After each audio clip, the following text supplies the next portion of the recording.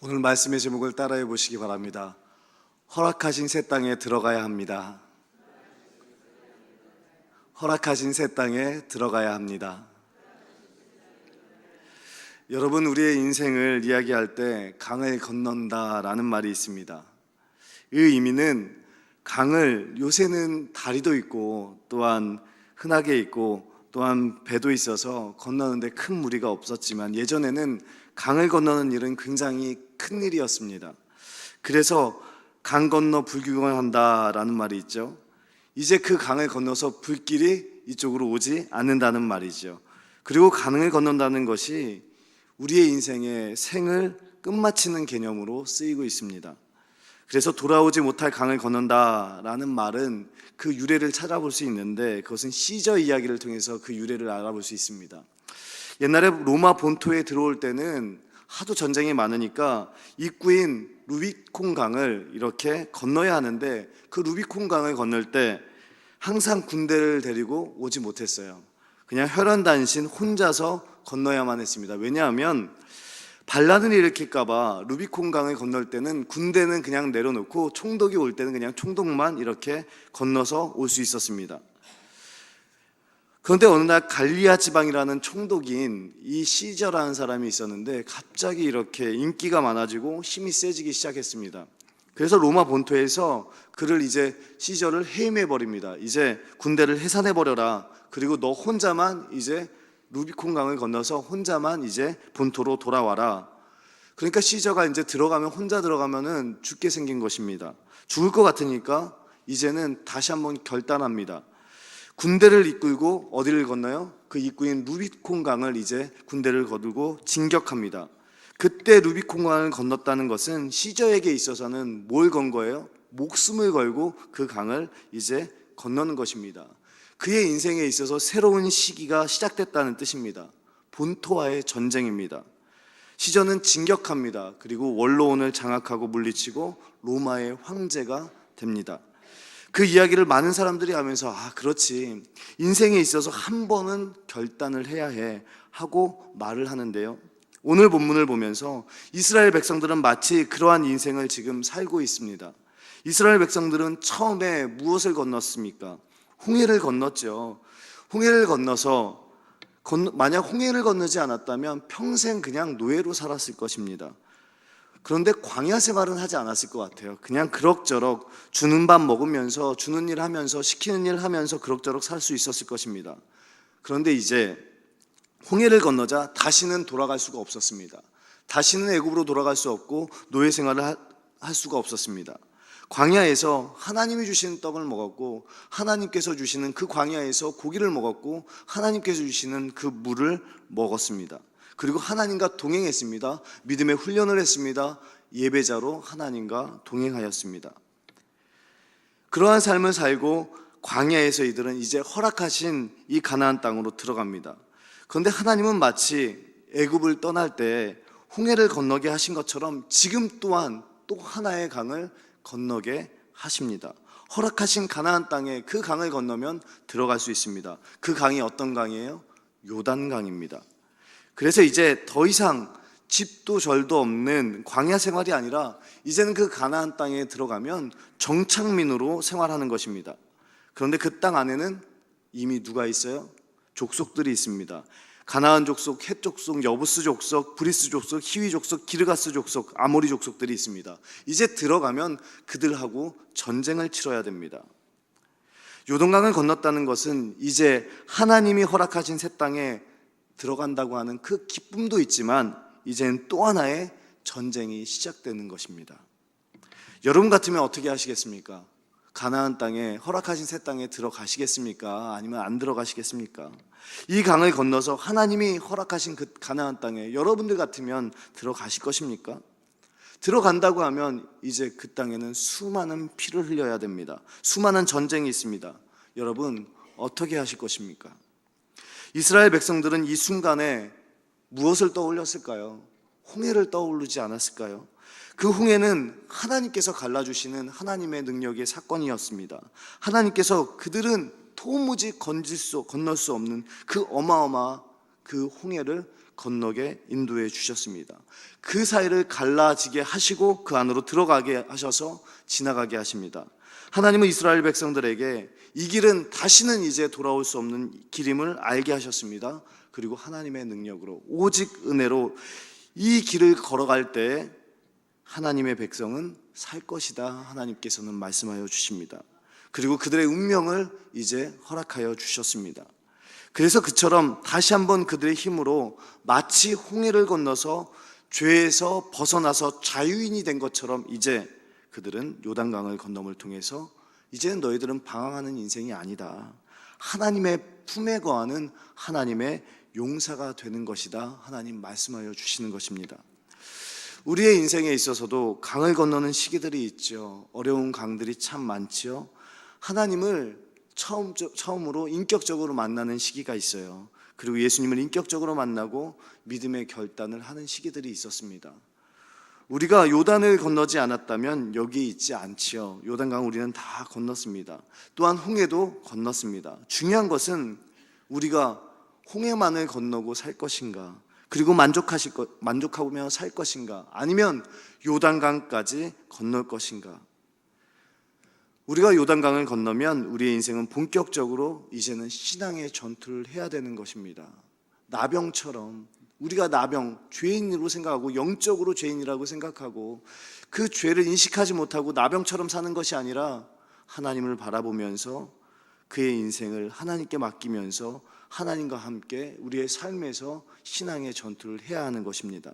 더 이상 광야에서 내가 가지고 있던 것, 내가 연약했던 것, 나의 부족함을 다 씻어내고 나의 죄의 옷을 다 벗어버리고 이제는 하나님의 거룩함과 하나님의 성결함으로 내가 지금 피 흘리면서 싸우겠다는 주의 백성이 되겠다는 다짐이 필요한 줄 믿습니다.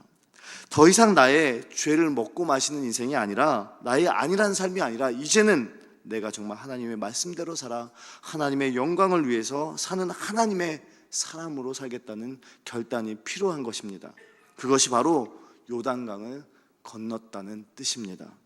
그런데 이 결단도 사실은 우리가 결단하지만 우리의 힘으로 됩니까? 안 됩니까? 우리의 힘으로 되지 않습니다. 그래서 하나님은 오늘 이 일을 통해서 놀라운 기적을 행하고 계십니다. 오늘 말씀 1절, 2절은 이렇게 시작하고 있습니다. 또 여호수아가 아침에 일찍이 일어나서 그와 모든 이스라엘 자손과 더불어 시딤에서 떠나 요단에 이르러 건너가기 전에 거기서 유숙하니라. 사흘 후에 관리들이 진중으로 두루 다니며. 아멘. 사흘 동안 그들은 마음의 준비를 합니다. 그리고 군사적인 정비를 하고 있습니다. 건너면 다시 돌아갈 수 있어요? 없어요? 못 돌아갑니다. 그러니까 버릴 것은 어떻게 해요?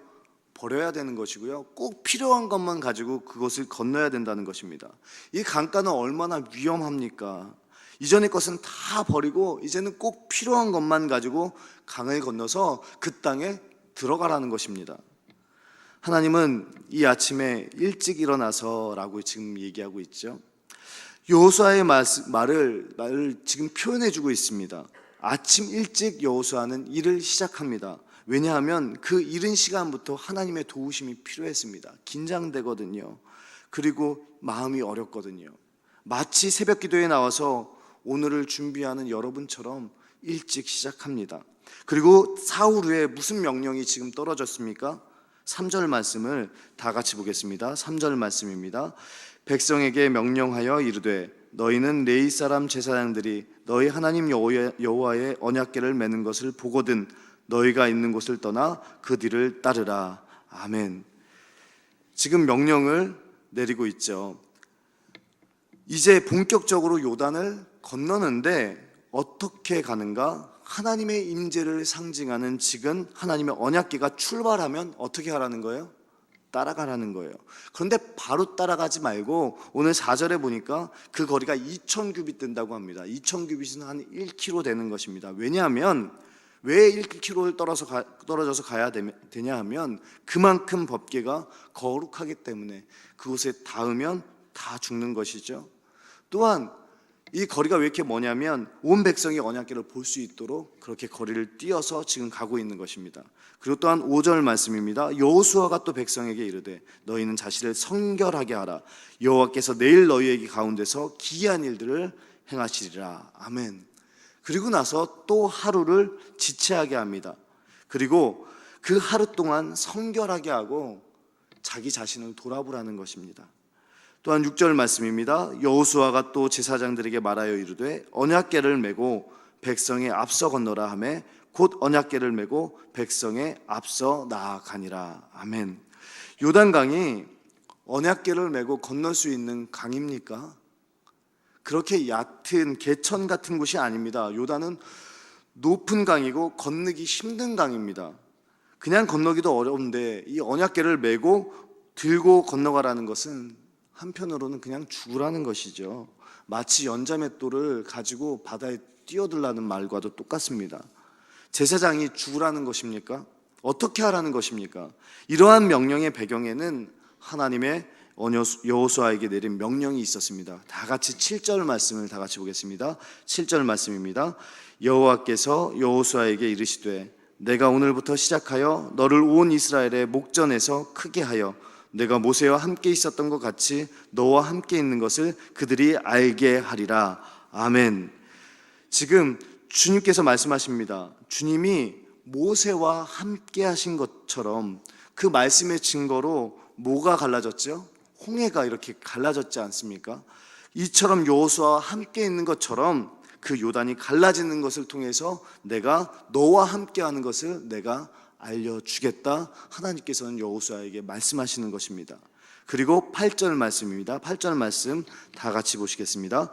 너는 언약궤를 맨 제사장들에게 명령하여 이르기를 너희가 요단 물가에 이르거든 요단에 들어서라 하라. 아멘. 지금 더 이상 강가에서 바라보는 것이 아니라 어디에 들어가라고 말씀하고 계세요? 요단 강가에 들어가라는 것입니다. 그러면 여기서 정말 중요한 것은 이 홍해, 한번 홍해를 생각해 보십시오. 홍해에 들어간 다음에 갈라졌습니까? 아니면 갈라진 다음에 들어갔습니까? 홍해는 하나님께서 갈라지게 한 다음에 그 홍해에 들어갔습니다. 그런데 요단은 들어가면 어떻게 해주신다는 거예요? 갈라주시겠다는 것입니다. 여러분, 이것이 정말 큰 차이입니다. 우리의 믿음은 어떤 믿음입니까? 하나님이 갈라주면 들어갈게요 하지 않습니까? 그게 우리의 믿음 아닙니까? 솔직한 마음 아닙니까? 하나님께서 해결해 주시면 제가 하나님 믿을게요. 하나님 일단 증거를 보여주세요. 그리고 기도의 제목을 들어주세요. 이것이 바로 무슨 믿음이냐면 출애굽의 믿음입니다. 출애굽의 믿음은 연약한 믿음입니다. 우리의 믿음입니다. 그러나 이제 우리의 삶에 주님의 뜻대로 살겠다고 하는 결심을 하는 믿음은 바로 요단강의 믿음인 줄 믿으시길 바랍니다. 요단강을 지나는 것은 더 이상 하나님 갈라주면 제가 믿겠다는 믿음이 아니라 우리가 들어갈 때 하나님께서 갈라지게 해주실 줄 믿습니다. 그리고 너희가 들어가면 갈라지고 멈춘다는 것이 하나님의 마음인 줄 믿습니다. 그리고 또 하나의 차이는 홍해를 가를 때 제일 전면에 보이는 것이 누구예요? 모세가 보입니다. 모세가 지팡이를 들고 나가니까 갈라집니다. 여기서는 어떻게 해요? 요단강을 건널 때는 여호수아가 드러납니까? 드러나지 않습니까? 절대 드러나지 않습니다. 하나님은 여호수아에게 말씀하시고 여호수아는 그 말씀을 대언해서 그 말씀을 전합니다. 무슨 차이입니까? 믿음이 없을 때는 누가 보여요? 사람이 보입니다. 그런데 사람을 보고 따라가는 거예요. 처음에는요. 그게 맞습니다. 그런데 더 이상 요단을 건널 때는 사람이 필요 없습니다. 무엇을 따라가는 거예요? 하나님의 언약궤, 하나님의 말씀을 따라서 가는 것입니다. 하나님 말씀하시면 내가 순종하며 나아가는 것입니다. 마치 신호등처럼 하나님께서 멈추라고 하면 멈추고 하나님께서 가라고 하면 가는 그 말씀의 기준을 삼고 순종하며 나아가는 것이 요단의 믿음인 줄 믿습니다. 그 말씀이 상징하는 여호와의 법궤를 따라가는 것인데, 그랬더니 9절 말씀, 10절 말씀을 다 같이 보시겠습니다. 9절 10절입니다. 여호수아가 이스라엘 자손에게 이르되 이리 와서 너희 하나님 여호와의 말씀을 들으라 하고 또 말하되 살아계신 하나님이 너희 가운데에 계시사 가나안 족속과 헷 족속과 히위 족속과 브리스 족속과 기르가스 족속과 아모리 족속과 여부스 족속을 너희 앞에서 반드시 쫓아낼 줄을 이곳으로서 너희가 알리라. 아멘. 살아계신 하나님이 너희 가운데 계시사, 이 법궤가 하나님의 임재인데, 하나님의 임재가, 살아계신 하나님이 어디에 들어가요? 요단강가에 들어가니까 요단강이 어떻게 해요? 멈추는 것입니다. 이제 더 이상 하나님은 이스라엘 백성들에게 너희가 넘어갈지 말지, 싸울지 말지, 죽을지 말지, 이제 너희가 고민할 게 아니라는 거예요. 큰일은 누가 행하신다는 거예요? 하나님께서 행하신다는 거예요. 살아계신, 역사하시는 하나님께서 너희 가운데 계시니, 하나님의 임재가, 하나님의 법궤가, 하나님을 상징하는 것이 물에 들어가니, 가나안 족속과 헷 족속과 히위 족속과 브리스 족속과 기르가스 족속과 아모리 족속과 여부스 족속을 너희 앞에서 반드시 쫓아낼 줄을 이것으로써 너희가 알리라. 이것이 우리에게 주시는 하나님의 말씀인 줄 믿습니다. 요단강도 갈라지는데 지들이 뭐라고 안 갈라지겠느냐 하시는 하나님의 말씀이죠. 우리의 삶에 적용해 보면 우리의 삶에도 얼마나 걱정거리가 많고 얼마나 문제가 많습니까? 그런데 우리가 할 것은 하나님을 바라보는 것입니다. 우리가 할 일이 있어요. 이렇게 반으로 한번 나눠보세요. 우리가 할 일이 말씀을 통해서 잘 나와 있죠.